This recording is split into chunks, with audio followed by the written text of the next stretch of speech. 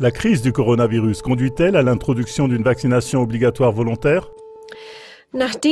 Après que la crise du coronavirus a tenu le monde entier en haleine pendant des semaines, on voit de façon de plus en plus évidente à quoi conduit réellement cette pandémie obligatoire. Les citations suivantes de personnalités politiques montrent clairement ce qu'on prétend être la voie de sortie de la crise. Premièrement, Angela Merkel, chancelière allemande. La pandémie ne disparaîtra pas tant que nous n'aurons pas de vaccin.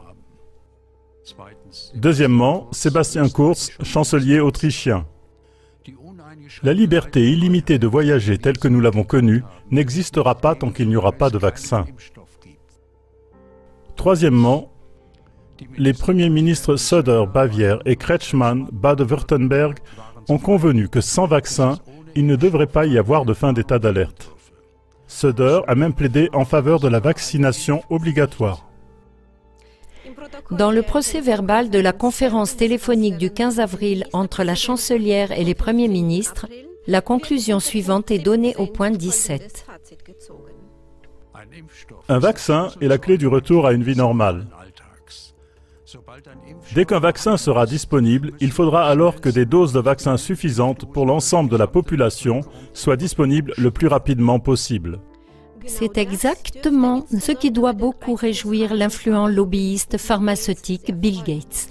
Il a déjà annoncé dans l'émission Tagesthemen de ARD « Nous allons en fin de compte administrer à 7 milliards de personnes le vaccin qui sera développé. Selon la volonté de Bill Gates, toute la race humaine sera vaccinée. Cela apporterait à l'industrie pharmaceutique des profits financiers d'une ampleur inimaginable. » Conclusion. La politique et le lobby pharmaceutique montrent à l'unisson au peuple qui souffre des restrictions liées au Covid-19 comment sortir de la crise. Seules les vaccinations permettront de libérer le peuple du poids qu'on fait peser sur lui. Cependant, les dommages sanitaires catastrophiques causés dans le passé par les programmes mondiaux de vaccination de Bill Gates sont largement dissimulés par les médias. Robert F. Kennedy, neveu du célèbre ex-président américain John F. Kennedy, a expliqué ces dommages inimaginables d'une manière choquante. Notre émission, le programme de vaccination globaliste et dictatorial de Bill Gates, en rend compte. Il montre, pour ne citer qu'un exemple parmi tant d'autres, que 490 000 enfants en Inde ont souffert d'une paralysie flasque aiguë suite à la vaccination contre la polio.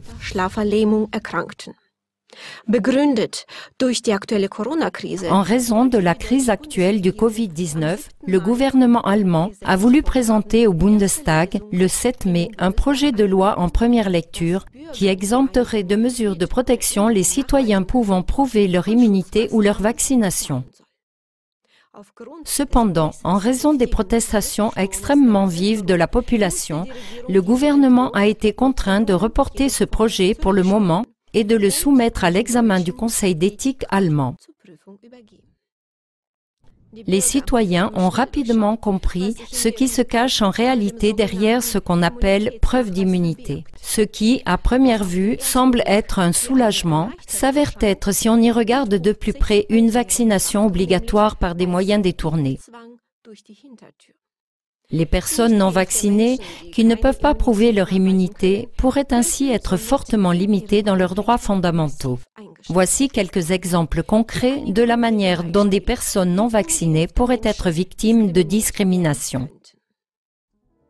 Comme les jardins d'enfants, à l'exemple de la loi dite de protection contre la rougeole, exigent également une preuve de vaccination, les enfants non vaccinés ne pourraient donc plus fréquenter le jardin d'enfants. Comme les employeurs exigent un certificat de vaccination, les employés seraient obligés de se faire vacciner.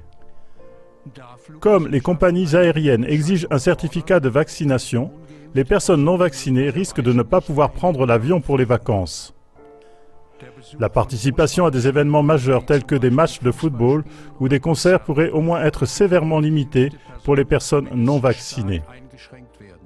La première vague de protestation contre la loi sur la vaccination contre le coronavirus a eu de l'effet. Néanmoins, il est important d'être particulièrement vigilant dans ce domaine, car les lobbyistes de l'industrie pharmaceutique feront tout leur possible pour que ce projet de loi puisse encore entrer en vigueur sous une nouvelle forme. Chers téléspectateurs, êtes-vous également d'avis que la crise actuelle du coronavirus ne doit en aucun cas être utilisée abusivement pour des mesures de vaccination obligatoires cachées et que chaque citoyen peut continuer à décider librement et sans aucune discrimination s'il veut être vacciné ou non? Nous aimerions conclure cette émission en vous montrant 2 façons de devenir actif.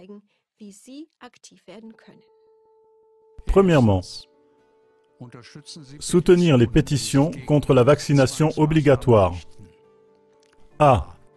La pétition Coronavirus Covid-19. Le vaccin comme sauveur. Interdire la vaccination obligatoire par la loi.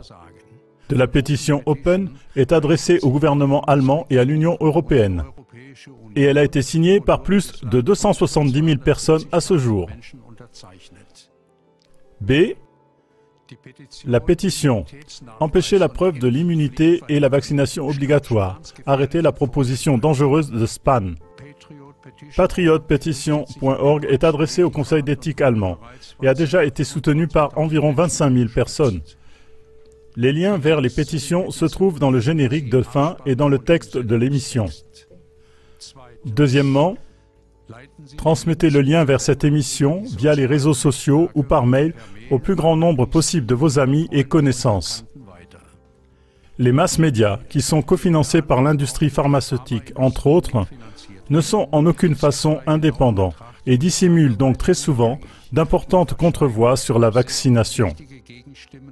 Par conséquent, devenez le nouveau mainstream en informant vous-même votre cercle de connaissances.